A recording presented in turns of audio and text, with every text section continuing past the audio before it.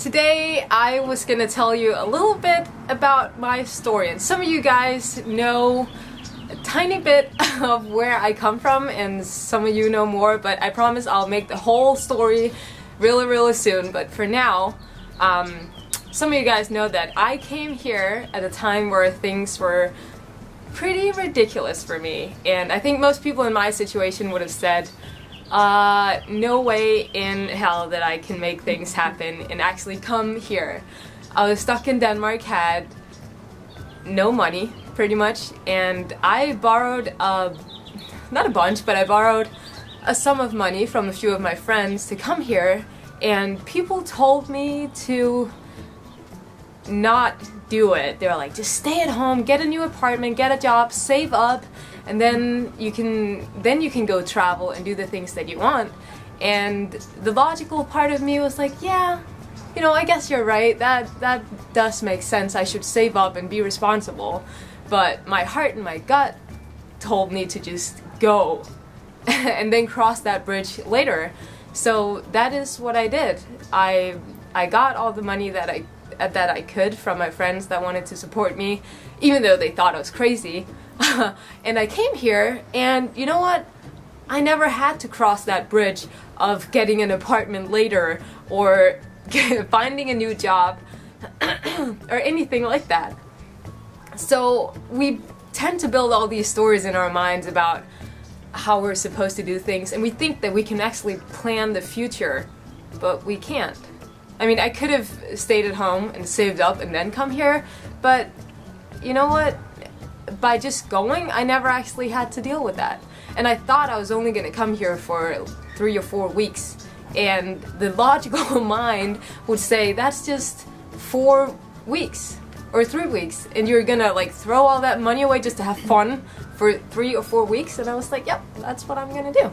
And Arissa here was just on our retreat that actually just ended today, and she had a very similar story that I thought I would share with you guys, because you know what, sometimes you're just not supposed to listen to what other people say, but you're just supposed to listen to what's going on in your heart and in your gut, and just go with it and trust that no one really knows what you know, no one feels what you feel or see what you see. It's all you. And even though you can't always trust the logical part of whatever is going on in your mind. So just let it go. And Arissa, I would like for her to tell her story. So yeah, I'm Arissa. I'm 19. I'm here from Chula Vista, about 45 minutes away from here.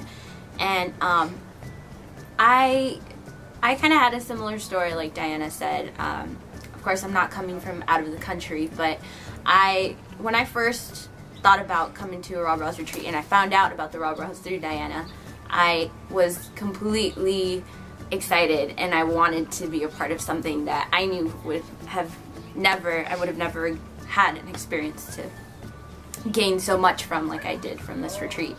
And so basically, all the people that I talked to about wanting to do this and wanting to pursue it, they just told me it was a scam, and they, you know, there's something too good about this to be true.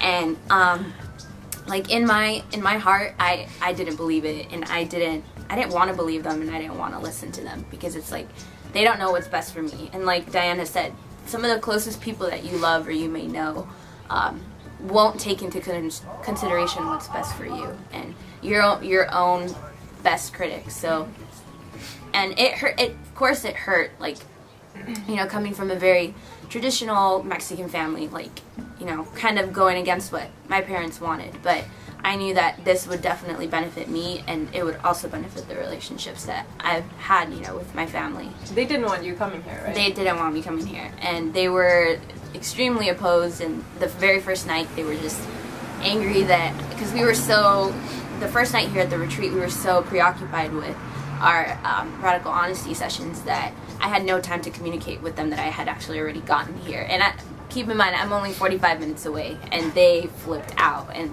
I was just like, all these emotions, but I stuck it out through, and it feels great to finally do something for myself and finally do something that I decided to do and had no influence or input from anyone else. And now that I think back of it, it was probably a blessing for all those people to provoke the, like Diana said, the logical thought, like, you know what, I didn't have any money, I'm in the middle of my semester of school, I'm in college, I have a full-time job, and I was like, I think this is the perfect time for me to do this, is just to get away and do something for myself, because it shouldn't take a certain time where you think that you deserve it, or you think that this is the proper time. Like, if you felt it, like, deep down in here, then go for it. And I think that's why I loved that I was able to meet Diana and talk to her about that, because I had that same connection,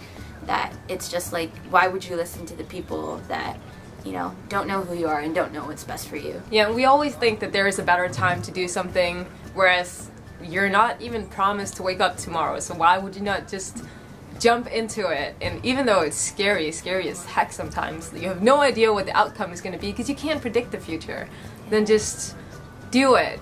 And don't worry about, oh, well, when I come back, then I can't afford a new apartment, I'm going to have to find a new job, I'm going to have to do this and this, because you don't know what's going to happen. I thought I was going to come back, find a new apartment, get a new job, and I was going to be starving because I had no money for anything, but you know what, that never happened. But the logical mind is telling you that, and it's just such an inspiration to hear that she actually went against her parents, because that's definitely something that most people find really hard.